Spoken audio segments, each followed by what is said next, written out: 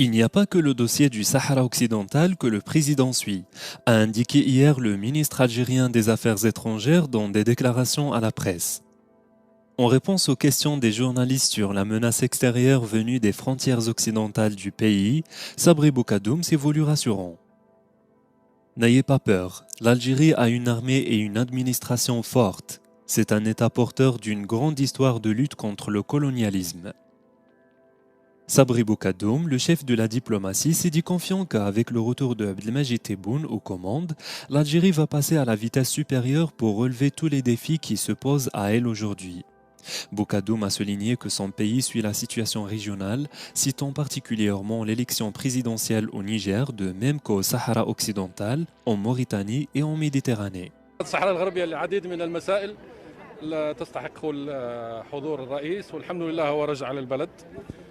وستكون الوتيره يعني نزيدوا نعلوا في السرعه في الرد على والتحدي والرد على جميع التحديات التي نواجهها اليوم. Le ministre des Affaires étrangères a précisé qu'aucune déclaration d'un responsable étranger ne peut nuire à l'Algérie de quelque manière que ce soit, en référence aux propos tenus par le chef du gouvernement marocain lors de son passage le lundi 28 décembre devant la Chambre des représentants.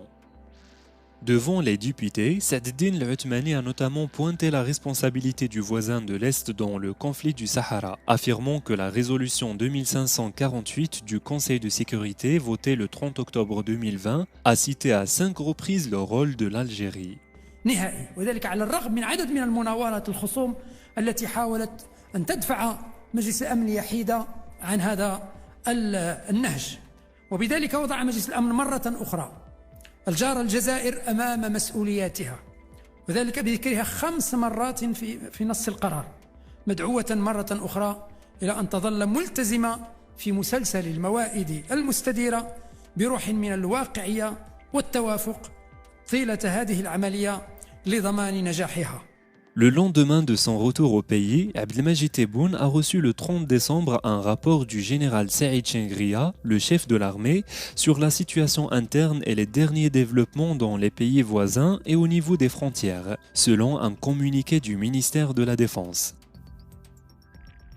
Le président algérien ne s'est pas encore prononcé publiquement sur les nouveaux développements qu'a connu le dossier du Sahara, telle l'intervention des forces armées royales du 13 novembre à El Gargarat, la reconnaissance par les États-Unis de la marocanité du Sahara occidental et la reprise des relations entre le Maroc et Israël.